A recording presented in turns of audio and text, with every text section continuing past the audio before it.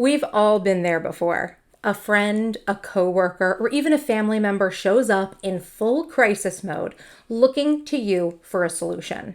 They're urgent, they're frantic, and without even realizing it, you're already mentally rearranging your day to accommodate them. But here's the truth. Just because someone else is having an emergency doesn't mean that you have to join them in the chaos. As women, especially those of us who identify as helpers, fixers, or people pleasers, it's incredibly easy to get swept up in other people's urgency. But constantly responding to everyone else's emergencies is a fast track to burnout, resentment, and disconnection from your own priorities. Today, I want to walk you through a simple 5-step strategy that helps you to set compassionate, firm boundaries when someone tries to rope you into fixing something for them. This is based on a real situation that I recently experienced, and the way I handled it changed everything for me. Hello, my charmed ones, and welcome back to my channel for another video. And if this is your first time with me, I'd like to say welcome. My name is Alexis, but I'm also known as MissTrenchcoat all across the internet, and I help busy, ambitious women plan for a balanced and successful life. And that's what we're going to be talking about today, a 5-step system or strategy to help you set boundaries, especially if you're someone who has a hard time saying no, which I know many of the women in my community have a hard time with this. So if this is you, I want you to go down and leave me a comment down below and let me know, like raise your hand. Let me know if this is something you need a strategy around setting boundaries with others. And I'll also say that if this is not something that you think you struggle with, I don't think this is going to be a long video. If you do want to watch it to the end, especially if you feel like you're someone who does a good job of setting boundaries with others, I would love for you at the end of the video, if you feel like there were things that I missed, to give us some additional strategies to help us to set boundaries as women. Because I'll be honest with you, this is a situation where I don't always feel like I'm the best person at setting boundaries either. So I've had to teach myself strategies that help me to set boundaries and to say no so that people aren't taking up my time and energy and focus, so I can take my time and energy and focus and put it into what matters to me. So if you think that you're good at this, watch the video. Let me know what you think I missed, because I would love to have more strategies to share with the rest of the community. And I know the rest of the ladies watching will appreciate it as well. Okay, so without further ado, let's go ahead and jump into that 5-step system.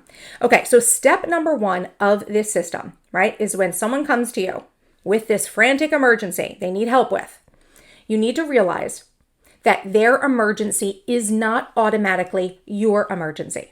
Okay, this is really important.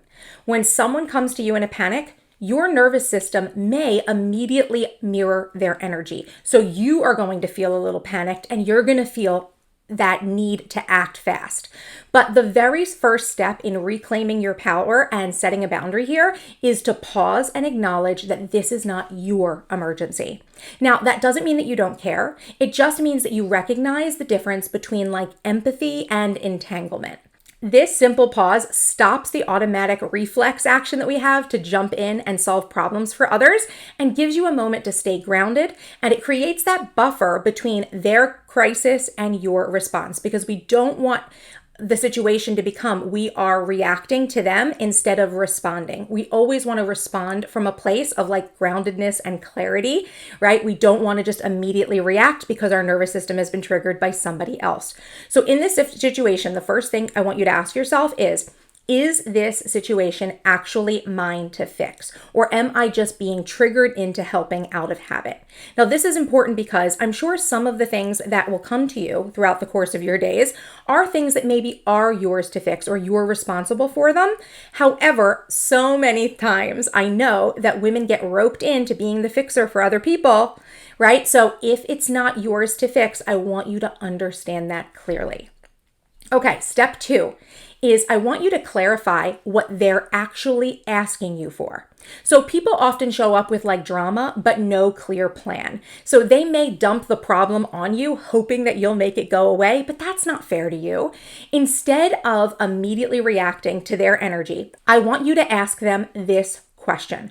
What exactly are you asking me to do? And then this is really big here. This is probably going to be the hardest part.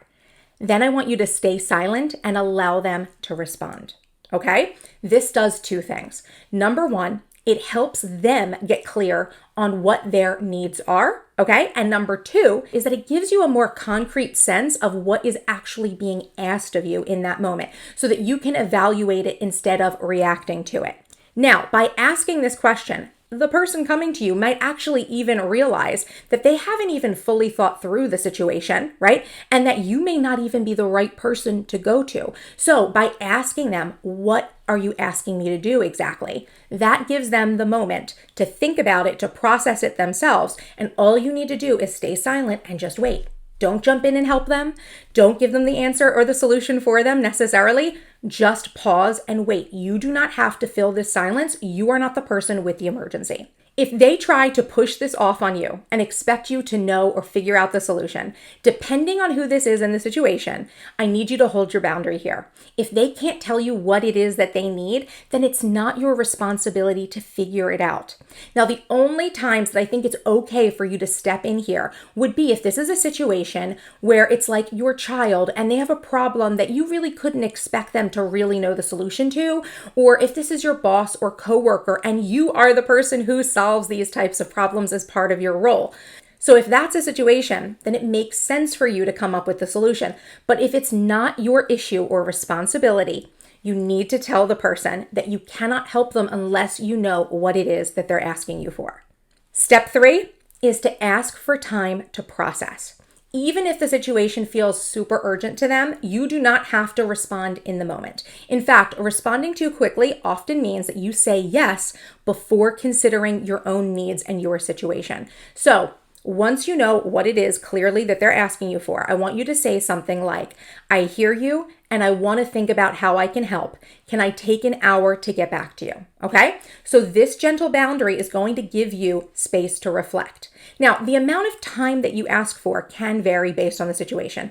Maybe you'll just say, hey, can you give me 15 minutes to process this? Or an hour, or overnight, or a week, right? Depending on the request. If it's not something super urgent, right? It's not something that you need to have an answer for or commit to in this moment. So ask for space, right? Ask for a little bit of time to look at your priorities or to wrap up the work that you're working on right now, right? And then you'll be able to give them an answer, okay? But the principle from this situation is that by buying yourself time to respond with intention, you are not going to take impulsive action. So stepping away, giving yourself that moment, right, is going to be very important to you. Now, step 4 is to actually step away to evaluate, okay? So once you've asked for the time, I want you to use it. Physically remove yourself from the situation if you can. So step outside, journal, talk it out with a trusted friend if you need to. Do whatever helps you to reconnect with you.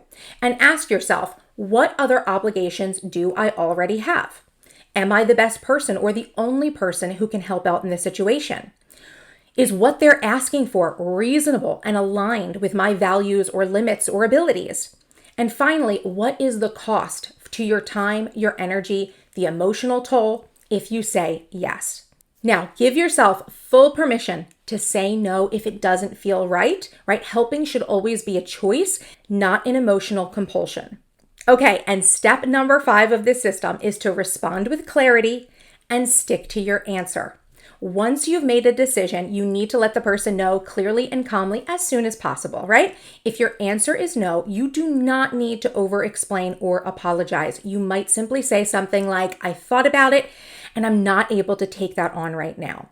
If your answer is yes, just be clear about what you are willing to do and what you're not willing to do. So you could say something like, I'm willing to help you with this task this afternoon, but after that I won't be available, right? Be mindful of scope creep, right? And saying yes to one thing is not an open door to saying yes to everything. So I want you to be very clear with them on what you're agreeing to.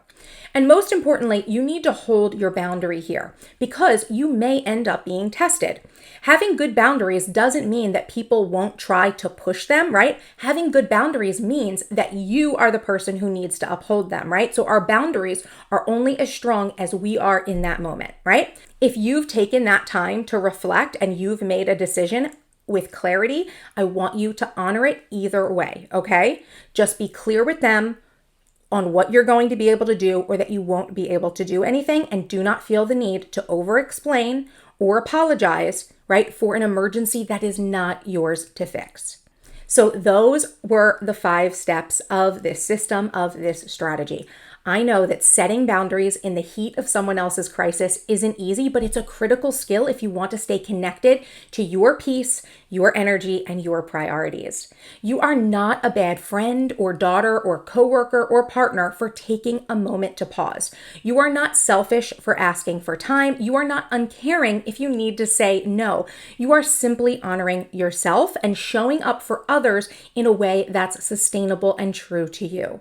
So the next time someone tries to hand you their emergency, remember, you have the power to pause, to think, and to respond from a grounded place, not from a place of guilt or obligation.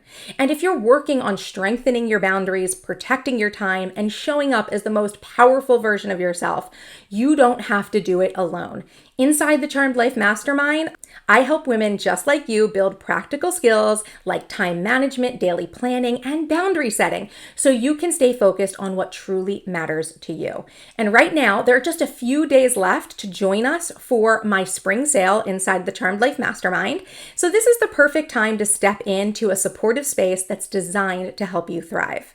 With the spring sale, you'll get access to my planning system, all of the goodies, and the on-demand classes inside the resource library, live calls, and a beautiful community of women who are learning to live intentionally without the overwhelm. Everything you need is waiting for you inside. You just have to say yes to yourself. I'll leave you a link down in the description for you to enroll today. I sincerely hope that you found this video to be helpful and valuable to you, and that you put this 5-step system into practice to help you set boundaries to protect your time, your energy, your peace, and your productivity. If you enjoyed this video, I would love to know your thoughts. Leave me a comment down below. And of course, make sure to give the video a thumbs up and feel free to share it with anyone else you think would find it helpful. For more of the behind the scenes of my productivity life and business, make sure you're following me at MissTrenchcoat on Instagram. And if you're not yet subscribed to this channel, what are you waiting for? Hit that subscribe button for more awesome videos by me. And until next time, bye-bye.